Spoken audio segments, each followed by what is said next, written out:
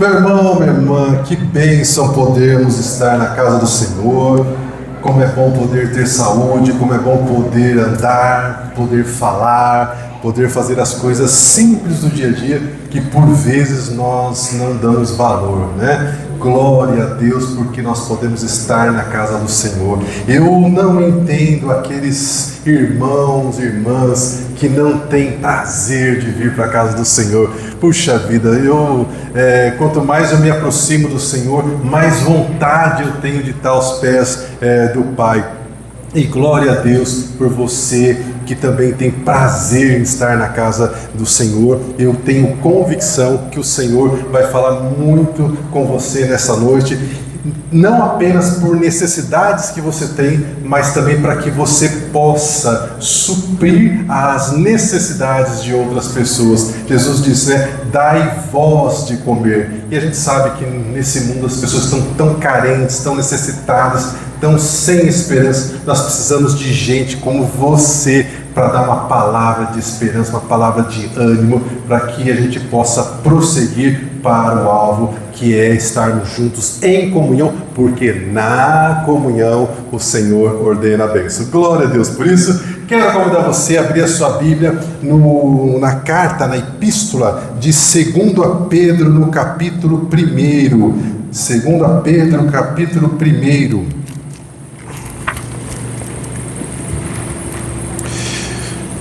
Em 2 Pedro, capítulo 1, a partir do versículo 4, meus irmãos, nós temos uma revelação maravilhosa da palavra do Senhor. É uma pena que quantas e quantas vezes nós ouvimos as promessas do Pai e não cola no nosso coração. Aquilo parece que não grava na nossa mente, porque se gravasse, nós mudaríamos todos os dias a nossa maneira de ser, de viver e principalmente de reagir diante dos problemas da vida. Então, em 2 Pedro, no capítulo 1, a partir do versículo 4, está escrito o seguinte: Deus nos deu, olha só, Deus nos deu as suas grandiosas, não foram pequenas, foram suas grandiosas e preciosas promessas, para que por essas promessas você se torne participante da natureza divina. Eu e você hoje nós temos uma natureza carnal, mas nós teremos uma natureza divina. Olha, meus irmãos, isso não é pouca coisa. Isso, como diz o povo, é para aplaudir de pé. Vamos aplaudir o Senhor por isso? Aleluia, glória a Deus, aleluia. Deus nos deu as suas grandiosas e preciosas promessas para que por elas você se torne participante da natureza divina e fujam da corrupção que há no mundo causada pela cobiça. Por isso mesmo, empenhe-se. Olha a recomendação. Empenhe-se. Não é uma coisa fácil, não é uma coisa simples. É algo que você precisa se empenhar. Empenhe-se para acrescentar a sua fé. Ou seja, o apóstolo Pedro está dizendo, olha, aquilo que você tem ainda não está bom. Todos nós precisamos de mais. Ele diz, acrescente a sua fé a virtude, e depois de acrescentar a virtude, acrescente o conhecimento, e depois de acrescentar o conhecimento, acrescente o domínio próprio, e é sobre isso que nós vamos falar hoje, sobre domínio próprio. E além de acrescentar domínio próprio, acrescente a perseverança, e a perseverança acrescente a piedade, e a piedade acrescente a fraternidade, e a fraternidade acrescente o amor. Porque se essas qualidades existirem e estiverem crescendo, não pode estar estagnado, não pode estar parado, né? Se estiverem crescendo em sua vida, elas não impedirão que vocês continuem a ter ainda mais conhecimento do nosso Senhor Jesus Cristo, para que vocês não sejam inoperantes e que não sejam improdutivos Nós, como filhos de Deus, nós precisamos dar frutos. Então, ninguém tem desculpa para dizer que não pode dar fruto por esse ou por aquele motivo. Então, todavia, se alguém não as tem, está cego, só vê o que está perto, esquecendo-se da purificação dos seus antigos pecados. Até aqui. Aleluia, glória a Deus. Meus irmãos, o tema do nosso mês que nós estamos trabalhando é caráter. E eu comentei domingo passado sobre a necessidade que a igreja tem de ensinar aos filhos de Deus a respeito do caráter. Dei o exemplo daquela história do YouTube, não vou repetir de novo, mas vou dizer uma outra experiência. Quando eu morava em São Paulo, eu trabalhava numa empresa, e a sala era grande, eu dividia a sala com uma outra mulher. E essa mulher, ela não era evangélica, mas ela sabia que eu era evangélico. E um belo dia eu estou lá conversando com uma pessoa que chegou para vender um produto e tudo mais, eu estou ali atendendo, e ele, num determinado momento dessa conversa, ele começou a dizer que ele era crente. E ele começou então a falar sobre todo o plano da salvação para mim, né? E eu não sei explicar para você por que naquele momento eu não interrompi ele e disse: não, mas você não precisa me falar, porque eu também sou crente, sou convertido já, graças a Deus, há muitos anos. Eu deixei ele falar. E ele falou, e ele começou a dizer, né, o quanto que a vida dele tinha mudado. E aí, depois de muito tempo, eu entendi que ele estava, né, dizendo também ali das qualidades dele, porque, afinal de contas, depois que ele foi para o Evangelho, ele tinha mudado numa outra pessoa. Então, gerou em mim uma confiança que eu estava fazendo negócio com o irmão na fé, com uma pessoa que eu podia, né, ficar sossegado. Terminou a conversa, ele levantou, foi embora, e aí aquela mulher que trabalhava na mesma sala do que eu, ela virou para mim e falou: escuta, mas por que você não falou para ele que você também é crente? Né? Eu falei: pessoal, eu não sei te dizer, mas eu achei que eu tinha que ficar quieto, não sei te explicar, então eu fiquei quieto, né? Mas vamos deixar, né? Ele falar, tadinho, tá tão empolgado, glória a Deus por isso, né? Precisa falar mesmo. Qual que foi o final dessa história? Ele não era nada daquilo que ele falava. Ele era o famoso crente safado, que fala uma coisa, mas não faz aquilo que fala. Sabe aquele famoso ditado: faça o que eu falo, mas não faça o que eu faço? Era exatamente isso. E aí essa mulher, ela ficou muito, muito revoltada.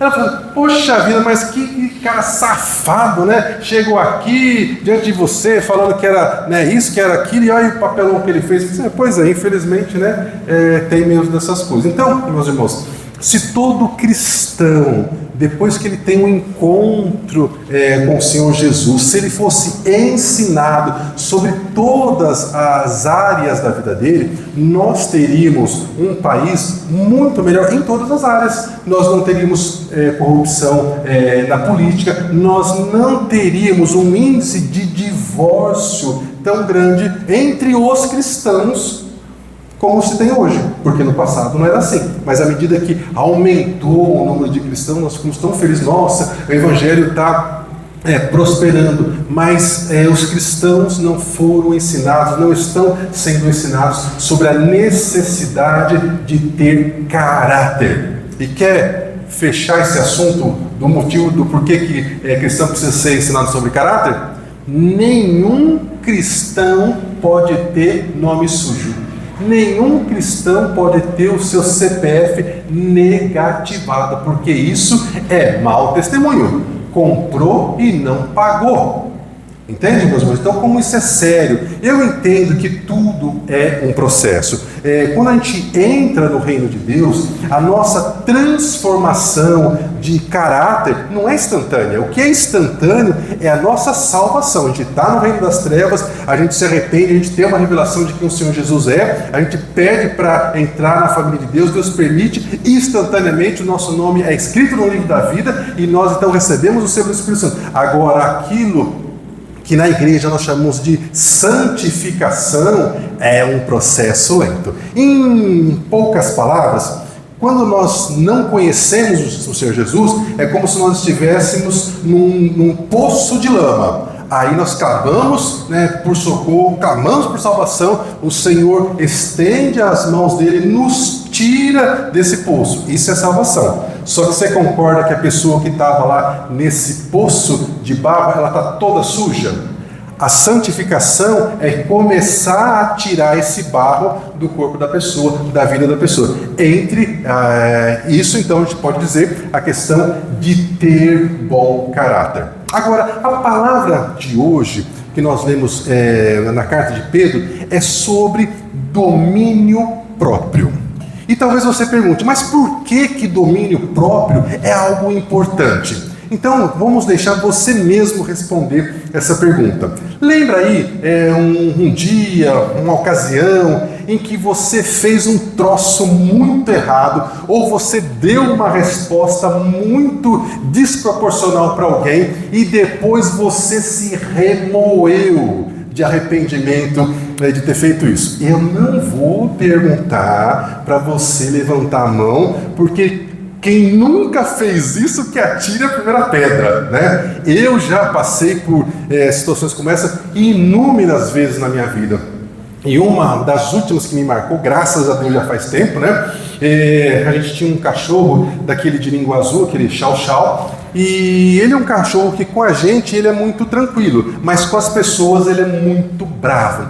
E eu levei o cachorro para dar banho no cachorro. E quando eu fui buscar o cachorro no horário certo, eles tinham dado uma anestesia pro cachorro para poder dar banho no cachorro. Mas eu fiquei irado. Mas eu falei naquele pet shop lá, mas tudo que eu pude. Não xinguei, não humilhei. Eu fui na educação, mas eu fui, irmãos. Eu fui enfiando o dedo na ferida, sabe? Aquela coisa assim, né? E aí peguei e fui embora. Depois de uma hora mais ou menos que eu estava em casa, assim, né? Aí eu ouvi uma voz assim: Jefferson, vamos falar sobre aquela conversa lá no pet shop? Eu falei assim: ai, Jesus, como diz o povo, lascou. Eu fiz alguma coisa errada, porque até então eu estava achando que eu estava no meu direito, né? E aí o Espírito Santo me moeu, me explicou, falou, né? Que apesar de eu estar certo, eu preciso ser brando, eu preciso ter domínio próprio, que eu não sabia o que aquela mulher lá do pet shop, lá que eu conversei, estava passando, como é que estava a semana dela, e o que iria acontecer se eu não voltasse no pet shop e pedisse perdão para ela. Senhor, mas eu estou certo, eu não fui mal educado, só fui duro, só fui, rígido, mas eu não desrespeitei, não xinguei, não fiz nada. Não, você vai lá, você vai pedir perdão. Irmãos, pensa numa briga. Eu não queria ir, não queria de jeito nenhum. Mas eu não sei se você já teve essa experiência do Espírito Santo pedir para você fazer uma coisa e você falar que você não vai. Sabe quem é que ganha essa luta? Pois é, deu mais uma hora depois disso, chego eu lá no pet shop com a cara, né? Que eu queria assim me esconder assim, no primeiro buraco. Aí pedi para chamar a mesma pessoa lá que eu falei, a responsável, acho que era gerente, dona do pet shop. E aí a hora que ela me viu, ela falou, pronto, né? Ele não se conformou e veio, né, vomitar mais coisas ainda, né? Aí ela veio, coitada, com uma cara. Aí eu percebi que ela já vinha de uma série de problemas pessoais dela que não estava bom, né? E aí a hora que ela chegou toda armada assim, né, receosa, eu falei assim, olha, eu estou voltando aqui porque Deus falou comigo que eu fui muito duro com você e não era para tudo isso, então eu queria pedir perdão por você. Eu sei que não vai remediar, né, aquilo que eu falei, mas eu sei que isso vai melhorar em reconhecer diante de você que eu fui duro demais, não era para tudo aquilo. Então eu queria pedir perdão, você me perdoe por ter sido duro. Ah, irmãos, por dentro eu tava, né? Mas também a hora que eu falei parece que saiu 10 toneladas. Aí o rosto dela mudou, sabe? Ela parece que respirou fundo assim, começou quase que querer chorar. E eu falei, Jesus, o negócio é realmente mais profundo, né? Mais complexo. Então, meus irmãos, se eu tivesse uma possibilidade, né, de ter voltado no tempo, uma máquina do tempo, se eu tivesse condições de voltar no tempo, e quando eu recebi a notícia lá que o cachorro aconteceu isso e tudo mais, se eu soubesse disso, se eu pudesse voltar no tempo, eu iria reagir de uma outra maneira com mais domínio próprio. E é isso que Deus quer fazer comigo e com você. Deus quer transformar você numa pessoa muito capacitada em controlar as suas emoções. E tudo começa, claro, em pedir esse fruto do Espírito Santo, que é o domínio próprio. Porque, meus irmãos, se controlar as suas emoções fosse fácil, a gente não tinha pessoas na Bíblia que tinham tanto relacionamento com Deus, que também erraram por não conseguir se controlar nas suas emoções, nas suas reações. Exemplo, Moisés. Moisés tinha que falar com a rocha naquele momento lá, né, que precisava de água. Se você não lembra de estar, quando você chegar em casa, você dá uma lidinha lá, que você vai ver esse texto, é um texto bem importante. E por conta disso, ele não pôde entrar na terra prometida. Um segundo exemplo de homem de Deus que não teve domínio próprio. E aí a gente começa a perceber que, por vezes, o pior inimigo que nós podemos ter somos nós mesmos. Eu estou falando agora de Davi. Davi matou urso, matou leão, enfrentou gigante. Mas quando ele viu uma mulher pelada, o que o bichinho fez? Ele esqueceu de tudo aquilo que ele sabia. Ele esqueceu que o marido daquela mulher, inclusive, lutava a favor dele. E foi a maior desgraça da vida de Davi, né? Uma delas, né? Ele também teve problemas na área familiar. Por quê? Porque não teve domínio próprio. Então, os pastores gostam de ilustrar o seguinte: quem não tem domínio próprio é como se tivesse um demônio próprio. Entende? Sabe a pessoa que tem um cachorro que está sempre ali do lado? Quem não tem domínio próprio é como uma pessoa que estivesse o tempo todo à mercê da influência de demônios falando através dela. E quais áreas podem ser afetadas pela falta de domínio próprio? Vamos começar pela vida amorosa? Quem é que não gosta de um bom romance? Afinal de contas, nós não nascemos para ficar sozinhos, não é verdade? Mas é tão difícil encontrar uma cara-metade. E aí, por vezes, quando a pessoa encontra, a falta de domínio próprio de um deles ou dos dois acaba com o relacionamento. Eu fui num casamento alguns anos atrás. Irmãos, pensa num casamento chique. Eu já fui em casamento chique, mas igual aquele foi um negócio impressionante. Eu fiz uma conta só da área de doce, lá dos docinhos lá que eles deixaram à disposição. Falei, meu Deus, aqui já dá para comprar um carro só com a questão dos docinhos que eles colocaram aqui à disposição. E não acabava não, sabe? Porque quando libera, né, normalmente o pessoal vai lá, mesmo os granfinos, meu irmão, não é muito diferente não. Libera, os dois vai lá e ataca. Só que atacavam, os garçons repunha. E sumiu o docinho na mesa, repunha. Enfim, né? Passou acho que uns 2 anos daquele casamento, a minha mulher veio e falou assim: ó, você não sabe, fulano e ciclano acabaram de divorciar. Eu falei, não é possível? Mas não é possível, não pode não.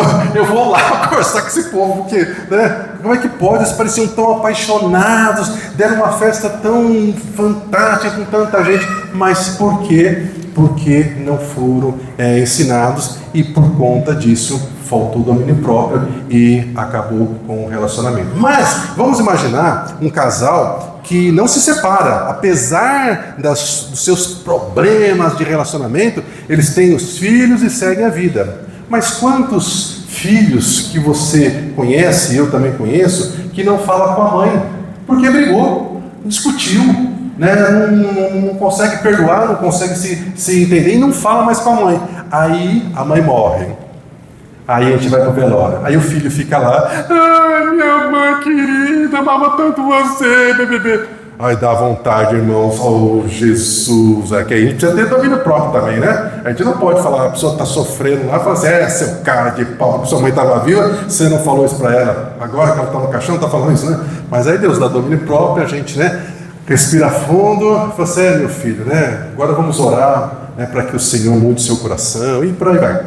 Então, quantas famílias que estão completamente desunidas, desestruturadas, porque eles não têm domínio próprio, né? É a mãe que grita com os filhos, o pai que toda vez que fala com os filhos é com uma ameaça diferente, não tem, né, um pouco de bom senso.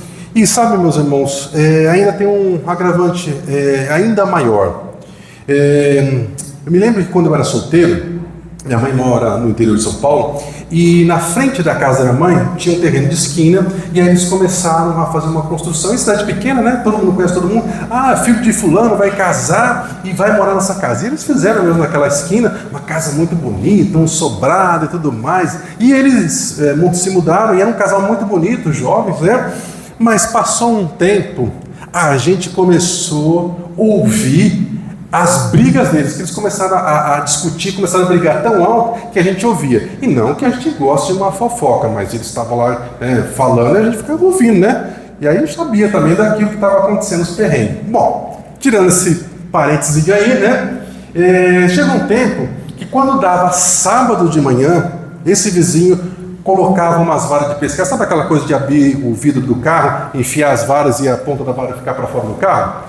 Ele fazia isso, ia pescar e só voltava sábado à noite, né?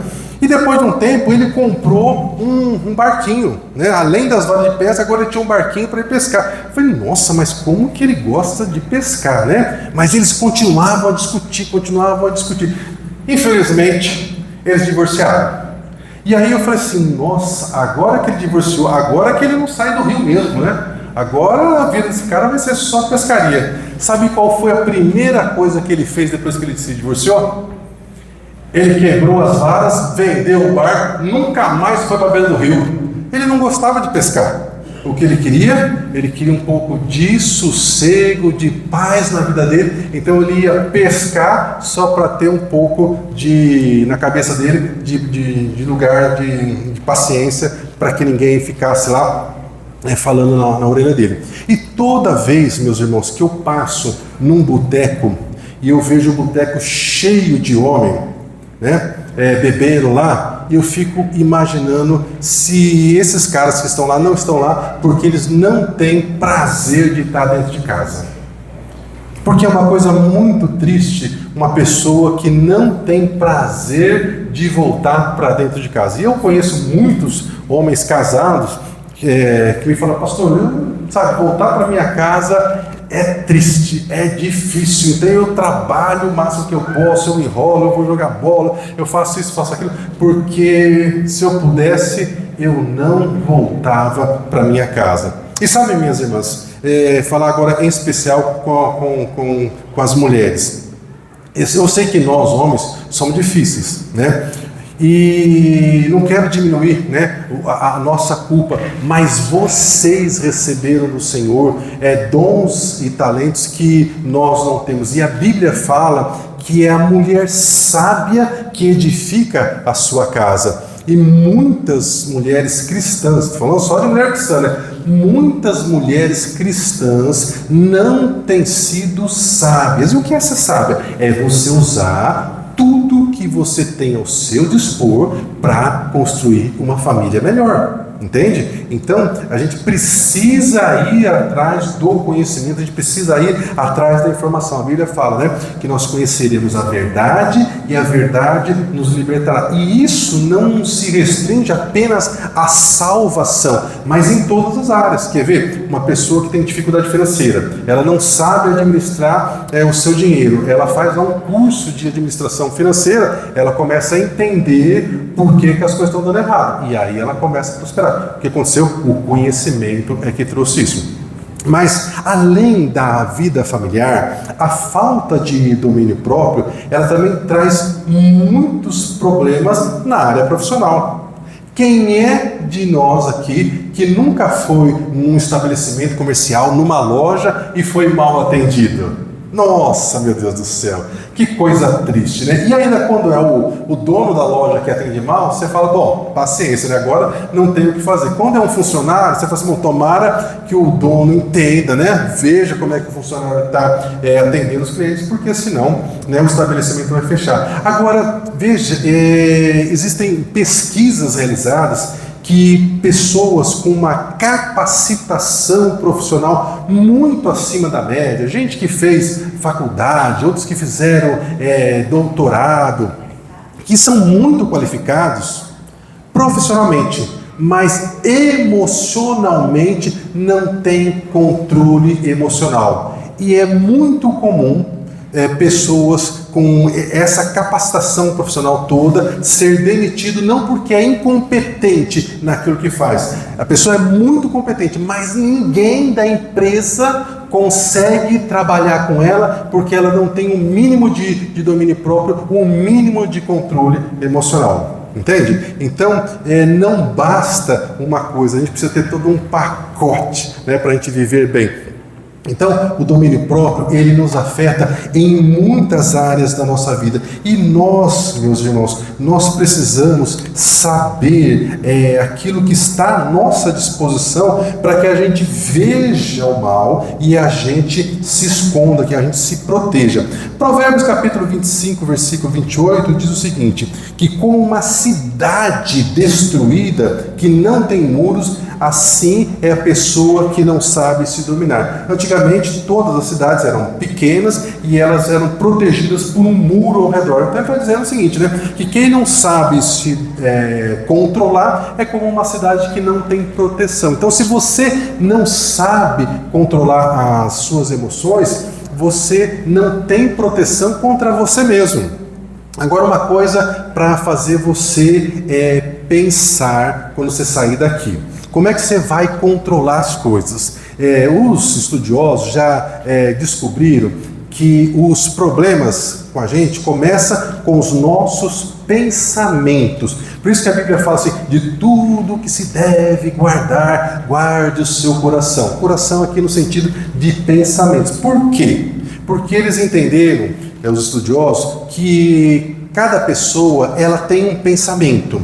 Esse pensamento, se for bom, ele gera um sentimento bom. Por exemplo, você se lembra de um momento que você teve com a sua mãe na cozinha, ela fazendo pão caseiro para você, um bolo de fubá, né? Vocês tomando café juntos, um pensamento bom, uma lembrança boa, vem um sentimento bom. E aí você sai desse pensamento com uma coisa boa assim no seu coração, você vai falar com alguém, você fala bem, você está num estado emocional bom. Agora, se for ao contrário, você está lá na sua cama, lá, e aí você começa a pensar numa pessoa que fez um monte de desaforo, te traiu, enfim, né, te passou para trás, e aí esses pensamentos, né, começam a gerar um sentimento ruim, e aí o que acontece? Você começa a ter reações ruins por causa desse pensamento. Então, de tudo que se deve guardar, você deve guardar o seu coração, você deve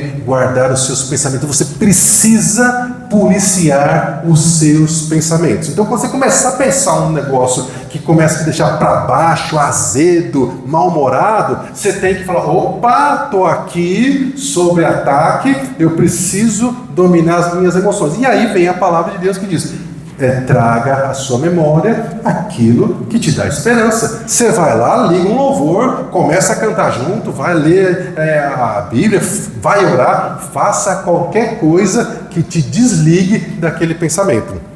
Você fazendo isso, você vai controlar as suas emoções, você vai começar a ter domínio sobre aquilo que você pensa. Agora, uma outra dica importante é no que diz respeito ao relacionamento dentro de casa, relacionamento com o cônjuge, relacionamento com os filhos, e mesmo, né, em momentos de tensão. Toda vez que você está ali conversando e o negócio começa a evoluir para uma discussão, você tem que saber que isso não vai acabar bem. Se vai discutir, os dois vão perder. Então o que tem que fazer? Um dos dois que está ali naquele, né, jogando lenha naquela fogueira, tem que ter maturidade, domínio próprio para dizer, olha, vamos fazer o seguinte, vamos fazer uma pausa nesse assunto? Eu quero pensar melhor sobre aquilo que você está falando, porque aí a pessoa, né, desarma, né? E depois a gente volta a conversar sobre isso. À tarde a gente volta a conversar sobre isso. Aí a pessoa, né, vê que não dá para brigar, né? Aí ela é obrigada também a afastar. E aí evita um conflito, aí evita uma discussão. E aí depois, com a cabeça fria, aí os dois viram e falam assim, que besteira aquilo, né? Deixa quieto, né? Vamos deixar quieto, vamos deixar quieto. Só que, se não tivesse feito isso, poderia ter discutido, um ter falado para o outro um monte de coisa, porque aí, né, entre aquela coisa, eu tô no calor das emoções, eu quando eu vi, falei, porque aí eu na minha cabeça imagino, né? Duas pessoas ali discutindo e os demônios indo lá, né? Fala isso, fala aquilo, né? Lembra daquela situação, joga na cara dele aquele outro negócio. E aí a pessoa, né, desavisada, sem domínio próprio, vai e fala, e aí depois, para consertar isso, dá um trabalho. E custa caro emocionalmente, então você não precisa disso. Você precisa ter o conhecimento e evitar esse monte de aborrecimento. Então, meu irmão e minha irmã, né? Eu sou uma pessoa de pavio curto. Meu irmão, glória a Deus, porque você não é mais. Você foi uma pessoa de pavio curto, porque agora o Senhor quer que você seja uma pessoa de pavio muito longo, uma pessoa muito calma, muito controlada. E aí talvez você diga assim, mas eu não dou conta. Sim, você não dá conta, mas é por isso que você tem o fruto do Espírito Santo, que é o domínio próprio. Então, meu irmão, minha irmã, as suas emoções, os seus pensamentos não podem controlar as suas reações. Você pode pensar um monte de coisa, mas você não pode reagir do jeito ruim que você pensou. Então, quando você deixa que as suas emoções governem as suas atitudes, você perde o controle da sua vida. E você vai estar sujeito a tomar atitudes impulsivas, sem pensar, porque motivada pela raiva, pela ansiedade, pela frustração, pelo medo, e você pode machucar as pessoas ao seu redor. Então, a falta de domínio próprio sobre os seus pensamentos, sobre as suas emoções e ações, pode arruinar várias áreas da sua vida e da vida da sua família, inclusive em relacionamentos dentro da igreja, né? Infelizmente, mesmo dentro da igreja, de quando em quando, tem lá problema entre irmãos que têm atritos. E não deveria ser, não deveria acontecer, mas onde tem gente, sempre tem discussão, sempre tem desentendimento. Eu lembro inclusive do episódio de Pedro e Paulo lá, né, tendo atritos, Barnabé e Paulo. Por quê? Porque faz parte, mas a gente precisa saber como resolver os atritos, como resolver as diferenças, porque diferença a gente sempre vai ter, meus irmãos. A gente precisa ter maturidade para resolver isso. Então, não seja você o seu pior inimigo, porque quando você não controla as suas emoções, não adianta você culpar as pessoas, o governo, o mundo, a família que você nasceu. Infelizmente, é você que precisa mudar. Tem um ditado que diz: tudo muda quando você muda. Em Romanos capítulo 12, o apóstolo Paulo diz, né? Não se conforme com o seu mundo, mas transforme-se. Transforme-se de que jeito? Mudando a sua maneira de pensar, para que você possa então experimentar qual é a boa, qual é a perfeita e qual é a agradável vontade de Deus. E só isso, você só vai experimentar tudo isso depois que você mudar a sua maneira de pensar. Então, meus irmãos, lembrando, quem não tem domínio próprio pode ter um demônio próprio. E às vezes é muito comum a gente conversar com pessoas que elas se acham as pessoas mais dóceis do mundo, as pessoas mais legais do mundo, né? E aí você pergunta para as pessoas que estão ao redor dela, para a família dela, não, ela não é assim, essa pessoa, ela não é esse meuzinho assim não, né? Ela é dura, ela é amarga, ela é seca, né? Então a gente precisa saber. Então o primeiro caminho, meus irmãos, é buscar no Senhor ajuda para que a gente possa de fato, fazer uma reflexão de como nós estamos e aquilo que o Senhor quer que a gente mude para que a gente possa, de fato, mudar. Então, ter domínio próprio é algo que eu e você precisamos ter todos os dias da nossa vida. Não é fácil? Não é fácil. Mas a boa notícia é que a capacidade de mudar está à sua disposição desde que você queira ser uma pessoa melhor, desde que você queira ser essa pessoa que as outras pessoas olhem e falem assim: nossa, eu queria ter esse controle emocional que você tem, eu queria ser calmo como você. Venha para Jesus, receba o fruto do Espírito Santo, receba conhecimento e você vai ser talvez ainda melhor do que eu. Começamos falando sobre a recomendação de Pedro em 2 Pedro, no capítulo 1, que diz que Deus nos deu as suas grandiosas e preciosas promessas, para que por essas promessas você se torne participante da natureza divina e para que você fuja da corrupção que há no mundo. Então, meus irmãos, empenhe-se para acrescentar à sua fé o domínio próprio e você vai evitar muitos aborrecimentos e vai ensinar isso para outras pessoas. Amém? Então quero convidar você a se levantar, vamos orar, vamos clamar ao Senhor para que o Senhor nos ajude, porque todos nós, ainda que você já tenha domínio próprio, todos nós, em alguns momentos, podemos vacilar e nós não podemos dar mau testemunho, não podemos causar feridas emocionais em ninguém.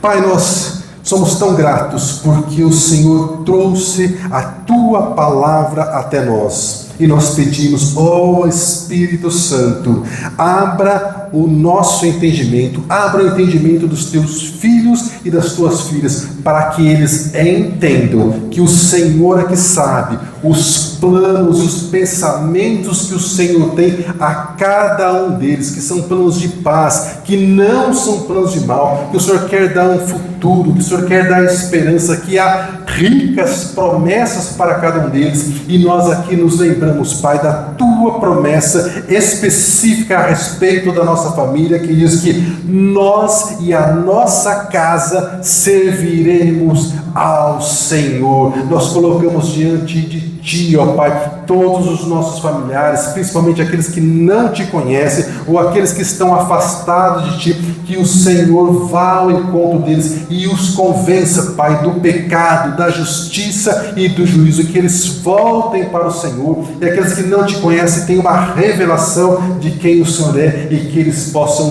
testemunhar desse amor tão grande.